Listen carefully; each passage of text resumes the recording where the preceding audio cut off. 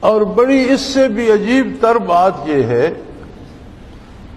کہ سیاستدان اور سرکاری عہدیدار مذمت کرتے ہیں، صدر صاحب مذمت کرتے ہیں، وزیر اعظم مذمت کرتے ہیں، وزیر اعلیٰ مذمت کرتے ہیں، وزراء مذمت کرتے ہیں، سارے سیاستدان مذمت کرتے ہیں۔ بھائی مذمت تو وہ کرے جس کے اختیار میں کچھ نہیں۔ اللہ نے تمہیں اختیار دیا ہے، تمہیں تو انصاف کرنا ہے، مذمت کر کے کہاں بری ہو جاتے ہو؟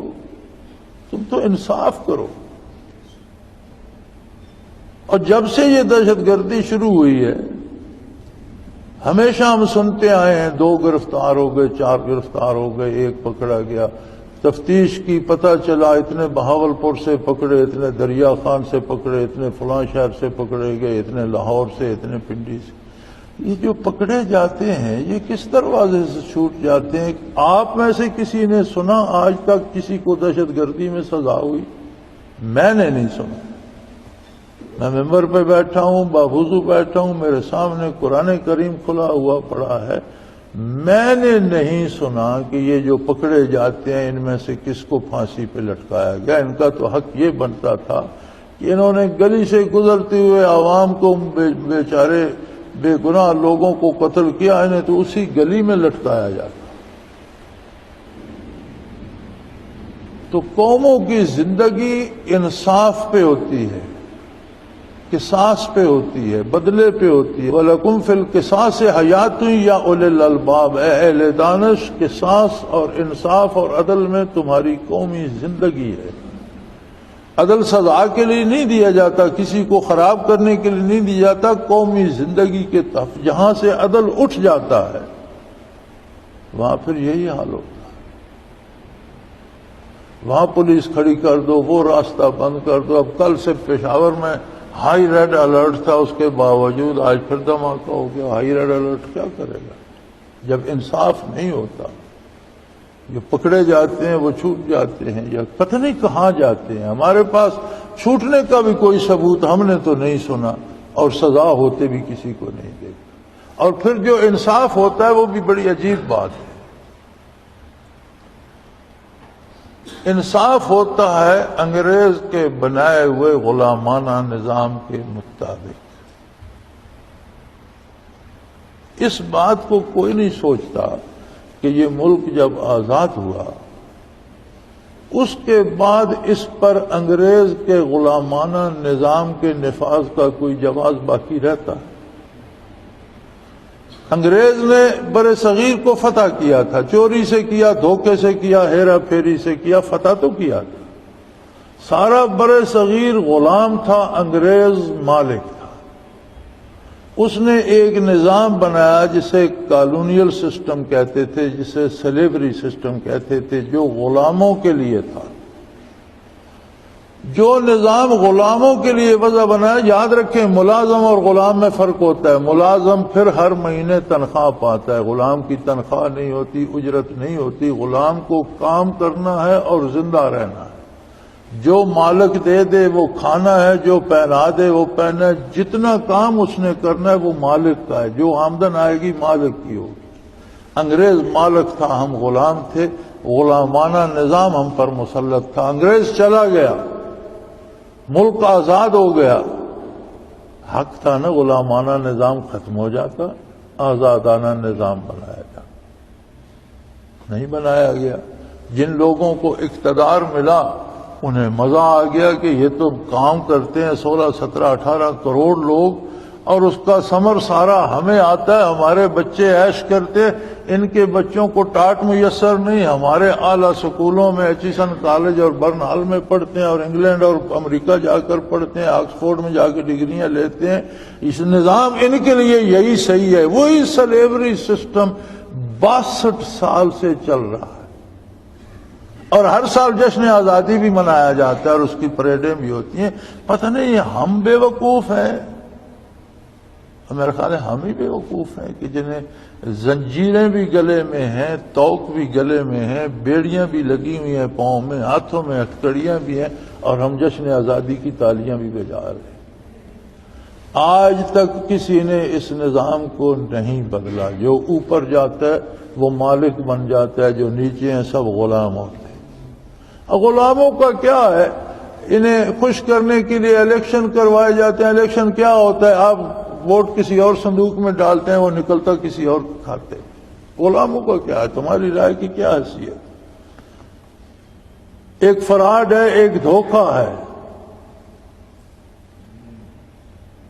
الیکشن بعد میں ہوتے ہیں اور جیتنے ہارنے والوں کی فہرستیں پہلے بن جاتی ہیں. میرے پاس اس کے ثبوت ہیں.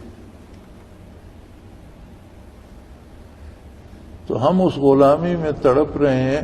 یہ دہشت گردی جو ہے اس کی اور بھی بہت وجوہات ہوں گی، لیکن ایک بنیادی وجہ بھی یہ ہے کہ لوگ اس غلامی سے تھک چکے ہیں جس پر آزادی کا لیبل لگا ہوا ہے. خدا کے لیے اس غلامانہ نظام کو بدل دو. ہمارے حکمران اور ہمارے اہل ثروت اسلام سے ڈرتے ہیں. ایک تو ان کی گردن میں سریا ہے، وہ جھکنا نہیں چاہتے اللہ کے آگے. دوسرا، وہ مال کسی کے ساتھ شیئر نہیں کر، کسی غریب کو کوئی لقمہ نہیں دینا. اسلام سے اس لیے ڈرتے ہیں. وہ اسلام نہیں نافذ کرتے، نہ صحیح. دنیا کے سارے ملکوں میں تو اسلام نافذ نہیں ہے. امریکہ میں اسلام نہیں ہے، کینیڈا میں اسلام نہیں ہے، اسکینڈینیویا، یورپ، برطانیہ اسلام نہیں ہے. لیکن ان کے اپنے نظام، ان کے بقول آزادانہ نظام ہے. ہر بندے کو حق ہے، اس کے بچے کو پڑھنے کا حق ہے، اس کو علاج معالجے کی سہولت ہے. جہاں امیروں کے بچے پڑھتے ہیں وہاں غریبوں کے بھی پڑھتے ہیں. ہر ایک کو پڑھنے کا حق ہے. ہم امریکہ پر لعنتیں برساتے رہتے ہیں، لیکن دیکھ لو امریکہ کا ایسا نظام تو ہے کہ ایک یتیم بچہ جو کالا بھی تھا اور غلام قوم کا تھا، اس میں لیاقت تھی، تو امریکی نظام میں اتنی گنجائش ہے کہ وہ آج امریکہ کا صدر ہے. ایک غریب گھر کا بچہ تھا جس کی ماں کو باپ نے بچپن میں طلاق دے دی، جس کا باپ ہی نہیں تھا. اگر نظام ایسا تو ہے کہ آج وہ امریکہ کا، یہاں کوئی غریب سوچ سکتا ہے کہ وہ کل ایم پی اے ہوگا، ایم این اے ہوگا؟ تو لوگوں میں بھی ایمان کی کمی، آخرت کا خوف اور اتباع رسالت مفقود ہو چکا ہے. اور حکمرانوں نے بھی غلامی کو اتنا تنگ کر دیا ہے کہ اب لوگ زنجیریں توڑنے کے لیے تڑپ رہے ہیں. پاگل ہو گئے، جو سامنے آتا ہے اسے ٹکر مار دے. آج یہ نظام بدل دیا جائے، آج دہشت گردی ختم ہو سکتی ہے انشاءاللہ. اور بندے مارنے سے ختم نہیں ہوگی، یہ میری رائے ہے. کتنوں کو آپ ماریں گے اور کب تک ماریں گے؟ قتل کے بدلے قتل کرتے جائیں تو مسلسل یہ نظام ظلم کے بدلے ظلم چلتا جائے. تو وہ سحر انصاری نے کہا تھا کہ نئے دستور ہیں نئے زمانے کے لیے، نئے دستور ہیں نئے زمانے کے لیے. آگ ہی لائی گئی آگ بجھانے کے لیے. آگ پر اور آگ ڈالیں گے تو وہ بجھ جائے گی. آپ دہشت گردی کے بدلے قتل عام کریں گے، غریب لوگوں کو ماریں گے. دہشت گرد غریبوں کو، بے گناہوں کو، بے کسوں کو مار رہا ہے، لیکن سرکاری اور حکومتی جہاز جہاں بم گرا رہے ہیں، کیا وہاں بے قصور بے گناہ عورتیں بچے نہیں مار رہے؟ تو پھر ہم کس کی تائید کریں؟ دونوں طرف دہشت گردی ہے، دونوں طرف ہے آگ برابر لگی ہوئی. تو اللہ کریم ہمیں اس سے پناہ دے. اس سے پناہ کی ایک ہی صورت ہے، وَنَطْمَعُ أَن يُدْخِلَنَا رَبُّنَا مَعَ الْقَوْمِ الصَّالِحِينَ. ہم اپنی آرزو یہ بنا لیں کہ اللہ ہمیں نیک لوگوں میں شامل فرمائے. یاد رکھیں، یہ خانہ جنگی یا دہشت گردی یہ عذاب الہی ہوتا ہے. اور جب قوموں کے احوال بگڑ جاتے ہیں تو یہ اللہ کی طرف سے مسلط کیا جاتا ہے. اور عذاب الہی کو ہٹانے کا علاج تلوار یا بندوق یا توپ یا گولی یا جہاز کا بم نہیں ہے. اس کا علاج توبہ اور رجوع الی اللہ ہے. اگر حکمران نہیں کرتے دوسرے نے، کم از کم ہم تو کر لیں، میں خود تو کر لوں، میں تو برائی چھوڑ دوں۔ ہم میں سے ایک ایک فرد کے برائی چھوڑنے سے کچھ نہ کچھ فرق تو پڑے گا۔ یہ سارے افراد جب برائی پہ تل گئے تو یہ حالت ہو گئی۔ اب سرکاری اعداد کے مطابق 16-17 کروڑ آبادی ہے، لیکن میری معلومات کے مطابق 21-22 کروڑ آبادی ہے پاکستان کی۔ بے شمار لوگ ایسے ہیں جنہیں سرکار گنتی ہی نہیں۔ اتنی بڑی آبادی میں کروڑوں دکانیں اور تاجر ہیں۔ ایک دکان کی نشاندہی آپ کر سکتے ہیں کہ وہاں بلا خوف چلے جائیے، جو بھاؤ بتلائے گا وہ بھی صحیح ہوگا، جو چیز دے گا وہ بھی ٹھیک ہوگی۔ کوئی ایک، اس کا مطلب ہے ساری قوم چور ہو گئی۔ نمازیں پڑھتے ہیں اور دکاندار تو ہر سال عمرے پہ اور حج پہ جاتے ہیں، حجی بھی ہیں، نمازی بھی ہیں، تسبیحات بھی ہاتھ میں ہیں، داڑھی بھی رکھی ہوئی ہے، لیکن دکان پہ جاؤ معاملہ کرو تو دغا دے جاتے ہیں۔ اب تو عالم یہاں پہنچا ہے کہ میرے پاس ایسے لوگ موجود ہیں، میرے پاس ایسے لوگوں کی فہرست ہے جنہوں نے میری بیعت بھی کی ہوئی ہے، اللہ اللہ بھی کرتے ہیں، اور مجھ سے معاملہ کرتے ہوئے میرے پیسے کھا جاتے ہیں۔ پرسوں کل مجھے کوئی کہہ رہا تھا کہ آپ ان لوگوں کو جماعت سے نکال کے، میں نے کہا میں کون ہوتا ہوں اللہ اللہ کرنے سے کسی کو روک؟ میری کیا حیثیت ہے؟ میں تو ایک غلام ہوں ایک بارگاہ کا، میری ذمہ داری ہے جو آئے اسے اللہ اللہ سکھاؤں۔ اب کوئی میرے ساتھ اچھا کرتا ہے یا برا کرتا ہے وہ تو میرا اور اس کا معاملہ ہے، میں اللہ کے نام سے تو کسی کو نہیں روک سکتا۔ تو میں یہ سوچتا ہوں کہ جب یہ لوگ شیخ کے ساتھ ایسا معاملہ کرتے ہیں، یہ دوسروں کے ساتھ کیا نہیں کرتے ہوں۔ اور یہ ہمارا قومی کردار عام آدمی سے لے کر حاکم اعلیٰ تک ہے۔ حکمرانوں کو بھی دیکھو تو اللہ میں اڑا رہے ہیں قومی خزانہ، عیش کر رہے ہیں، دولت لوٹ کر باہر لے جا رہے ہیں۔ کہہ رہے ہیں جی ملک 18,000 ارب ڈالر کا مقروض ہو گیا ہے۔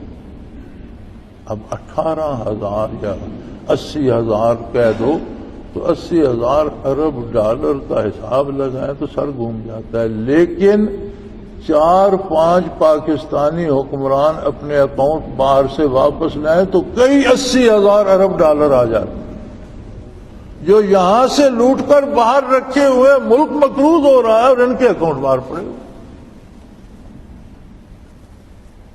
تو جب آپ کا رویہ یہ ہوگا تو اس کے جواب میں لوگ پھول برسائیں گے۔ تو غریب تو ہے ہی بد نصیب، نہ اسے اللہ کی اطاعت نصیب ہے، نہ اسے دنیا کا سکون نصیب ہے، نہ اسے آخرت کی فکر ہے۔ لوٹ کوئی رہا ہے، یہ قتل ایک دوسرے کو آپس میں کر رہے ہیں، یہ کتنی بڑی بد نصیبی ہے۔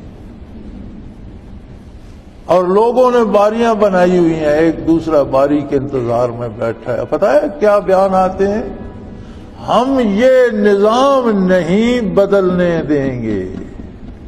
بھئی نظام تمہارا چاچا لگتا ہے، کیوں نہیں بدلنے دو گے؟ اس لیے کہ اس نظام میں ان کی عیش ہے، موج ہے۔ میں کل بھی ایک بڑے سیاستدان کا بیان سن رہا تھا کہ ہم یہ نظام بدلنے کے لیے ہمارا کندھا کسی کو ہم نہیں دیں گے۔ اچھی بات ہے بھائی، آپ کو تو موج ہے، آپ کیوں بدلیں؟ بدلنا تو ان بے وقوفوں کو چاہیے جو اپنے جیسوں کو قتل کر رہے ہیں۔ یہ متحد ہو کر اس نظام کے خلاف کیوں کھڑے نہیں ہوتے؟ کیوں غریبوں کی جانیں لے رہے ہیں؟ کیوں اپنے لیے دوزخ خرید رہے ہیں؟ مذمت کرنے سے تباہیاں نہیں ٹلتی، بلکہ کرنے سے ٹلی ہیں۔ تو یہ بنیادی جملہ جس کی تشریح میں ہم اتنے دور نکل گئے، یہ ہمیں یہ بتاتا ہے کہ ایمان کیا ہے، کہ یہ آرزو پیدا ہو جائے کہ اے اللہ مجھے صالحین میں داخل کر دے، میرا کردار ویسا کر دے جو میرے رسول کو پسند ہو، میرا کردار ویسا کر دے جو تیری بارگاہ میں شرف باریابی پا سکے۔